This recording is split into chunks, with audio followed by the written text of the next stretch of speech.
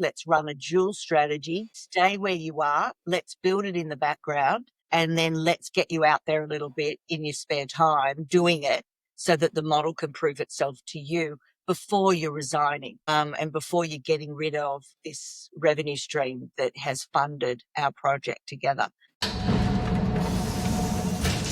You're listening to Talk Commerce. Subscribe and download at talk-commerce.com. Welcome to this special Down Under edition of Talk Commerce. Today I have Katrena Friel. Katrena, go ahead, do introductions for yourself. Tell us your day-to-day role and one of your passions. So I'm out here in Sydney, Australia, loving you all from the other side of the world, probably. And my business, I've been around for about 25 years.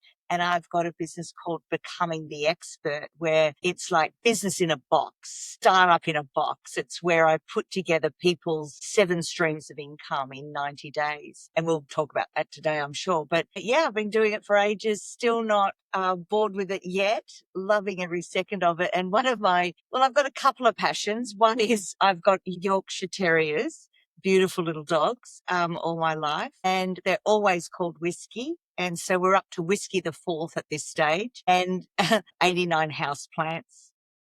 Wow, that's great. You'll never guess what kind of dog I have. Oh, what kind of dog do you have? It's a Jack Russell. Anyways, we don't have to talk about dogs today. All right, but before we start talking and before we get into the content and branding, and I'm going to tell you a joke, and all you have to do is give me a rating, 8 through 13. And I wish I would have picked a koala joke, but oh well. Here we go. Apparently, to start a zoo, you needed at least 2 pandas, grizzly, and 3 polar bears. It's the bare minimum. Well, it made me laugh. And 2, I haven't heard it before, so I'll give you a 8 out of 10 for that, 8 out of 13 for that. All right, that's great. Thank you. I should have said koala bear, right? I should have said koalas are one of the bare minimums. Yeah, it's a crowd pleaser, that one. Yeah. All right. So Katrena, tell us a little bit about yourself. Tell us how you got into what you're doing, and start there. Well, I was out coaching and speaking and training, and every time I trained or I was with people, someone would always come up to me and say, I want to do what you're doing.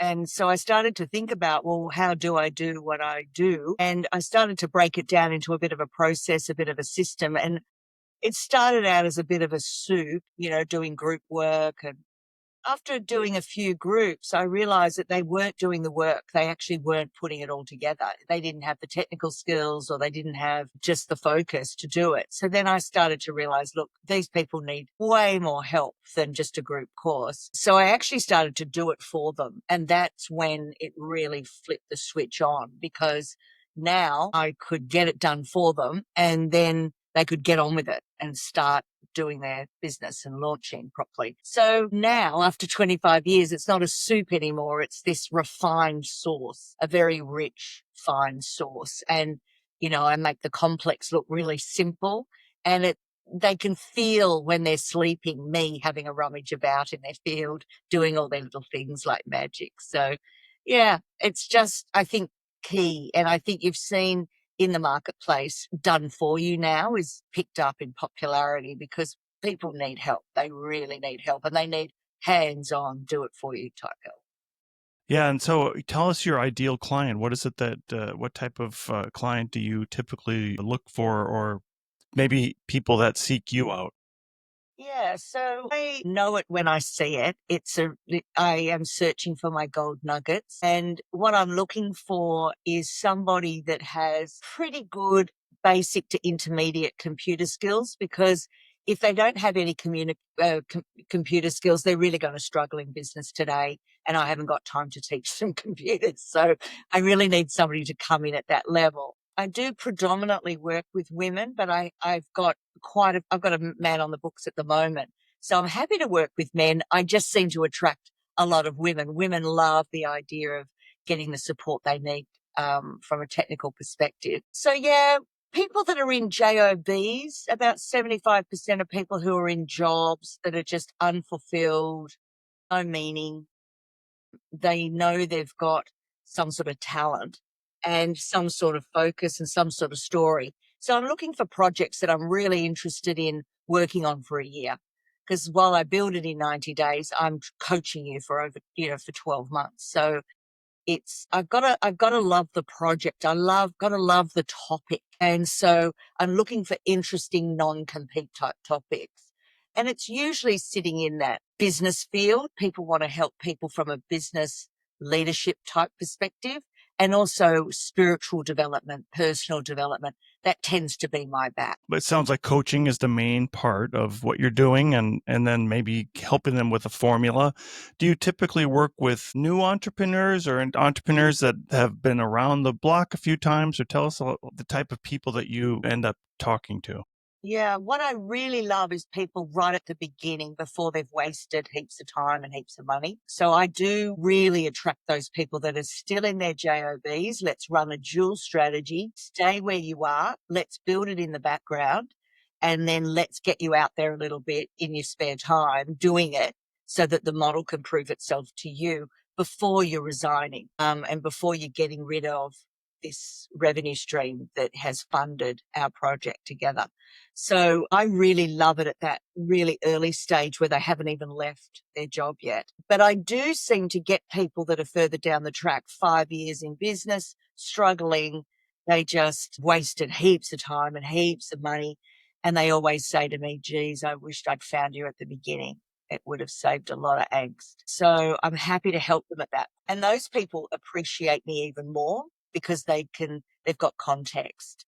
Whereas the ones that are not hurt at this stage, they don't appreciate me as much because they really don't understand what is ahead of them and what it's like to be an entrepreneur and how many hurdles we have to overcome to survive. Yeah, and do you think right now, well, I guess in the US at least, there's a challenging economy coming in front of us, and I think that plays both ways for entrepreneurs. Sometimes they're forced to do something because they get laid off, and sometimes this presents opportunities that normally wouldn't be there in a downturned economy. Do you find it any different in an up economy or a down economy? Tell us a little bit about that.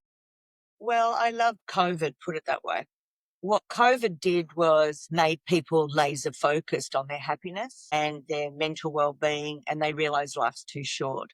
So I really loved what COVID did to people's mental faculties. While it was sad on so many levels, of course, don't get me wrong, but it was my highest income level I've ever had in 25 years during that period. So I think through adversity, and any entrepreneur will tell you this, through adversity comes creativity and innovation. So, while these things on the surface look bad to people, people like us really understand that anything that's a catalyst to focus you on your destiny and your talents and your personal brand is going to be a good thing. And if that means that you get retrenched and now you do something about your dreams, well, so be it. Yeah, and so are you finding anything particular? Is there a pattern, or is it everybody's kind of thinking of their own ideas? And or back up. How do you choose which are the best ideas that you like? Well, I think it's intuitive. So I've got really great gut instincts and I can feel it. I really do feel it from it's sensory for me. My whole body will light up about this particular person and this particular project. What I love about my gifts is that they don't need to come to me knowing what their business is going to be. In fact, quite often that is not that creative, what they come with. I just allow people in, and then once they have a sort of about 15 minutes in, I've gone and listened to their story. I can see straight away all the clues that bring this brand together and what they should specialize in. And they often will say, geez, I have never had that sort of clarity. My body has lit up with the idea of that. And you go, well, that's how you tell it's a good idea. Your body will respond with excitement and trepidation and fear and excitement. It's all very close together, but good. Feel the fear and do it anyway. Let's build this thing. Yeah, you talked a little bit about branding. We talked a little bit about branding in the very beginning. How important is that personal brand, and then being able to move that personal brand into your business? So I think you can have just a whole business that is your personal brand that you can have 7 streams of income attached to. But if somebody's got a product-based or service-based business, they've also got a personal brand within that, and there's 7 streams of income that they can bolt on. But it's also, I use your personal brand as a way of sales and marketing. So marketing first and then sales. If you're out there doing it, you'll find that it will be an inbound sales strategy rather than an outbound sales strategy, which is a lot easier. So, yeah, so I have my tricks of the trade and I have my secret sources, and I've got lots of things that I'm very strict about in what model we're building here and what your 7 streams of income are going to look like. And so, yeah, it doesn't really matter whether they're just going to do a pure personal brand business. I think that's nice and clean in a lot of cases. But yeah, I don't tend to work with product based businesses. That tends to be a different thing altogether, different beast. And you talked a little bit about having to, having to be technologically savvy. Yes. Is there people, I'm assuming most younger people are savvy to technology, and so I'm hearing maybe there might be some older folks or people that aren't so in tune with computers, or do you come across younger people that want to do something that aren't on their phone all day? Could you introduce one of them to me? Because I haven't met one yet. Look, the young people that I work with tend to not love computers and not be wanting to be on their computers all the time. So it's difficult for me to try and bring them back into focusing. There is going to be some screen time to run a business. So it's a little bit funny how we perceive young people as always being into computers, and they're just not. There's a whole bunch of people out there that just love to do hands on. And whereas most of the clients that I work with are over 40, probably even over 50. And that is a wonderful target market for me because they're ready. They're really ready to put it all together. They've earned their first stripe. They've earned their second stripe at about 30. They've earned their third stripe at about 35. My belief is that you step in to the beginning of your peak at 40. And by then, you want to be thinking about what's my next couple of decades going to look like? Is it more of the same stuff from before, or am I really going to step into my own personal power, own it, and help people through my teachings? And do you help them understand maybe what platform they should be on for some of the selling and maybe cold email? Or tell us a little bit about the idea of once they've developed this brand, they have to sell themselves, right? Um, do you kind of just work with whatever vertical they're in and then help them to come up with that plan to sell themselves or sell their? I give them all the processes and all the systems and all the platforms. So the platforms are all set. They don't really negotiate that. And the reason that I've chosen what I've chosen over the last 25 years is because I've got to hand it over to you. So I've picked things that I can train in that I know are going to be easy to maintain as opposed to highly complex systems. So we have a system called Wix. Wix I've grown up with over the last however long they've been around. And what I love about Wix in particular is because it houses everything inside of it. All the email, all the shop, all the everything is all inside there. And so they don't need another system to run their business. And, while it's probably not the most sophisticated thing in the whole planet, and yes, there's lots and lots of different things you can use, that's not what this is about. This is about me handing over to somebody that isn't that focused on technology, that needs to run their business. So Wix has got a great system. They've evolved it over time. They're particularly good now, and it's affordable and it's easy to run, and they've got great customer service where you talk to an actual person. And that is key for what I'm selling. That's a great plug. We just had the head of e-commerce for Wix Global on the show a couple weeks ago. He would Well, be very happy to hear what I you're get it. saying. And yeah, Wix has a ton of really great built-in AI tools as well. So I can Yes. only say good thing about Wix, and it allows you to go from content based to e-commerce based as well, and it has some really cool e-commerce tools that people don't understand how sophisticated it is already. Yeah. Look, I'm a huge fan, as you can tell, because I've been with them since the beginning. But they've come out here to Australia, which we were thrilled about, and we've met them all when they launched Wix Studio. And now we're all little agencies selling these Wix Studio websites. And, I put all the training in behind that. But I also know when I'm gone, long gone, Wix will pick up that customer service for me, and I know they're in safe hands. So, yeah, I think what they're building is pretty cool, and AI is only going to make it cooler. Yeah, and it does a lot of things, like not just content generation, but it does some data analytics, and it'll do image generation, does all kinds of really fun stuff. Yeah, I'm working with Sintra. Have you interviewed Sintra yet? Uh, Yeah, Sintra,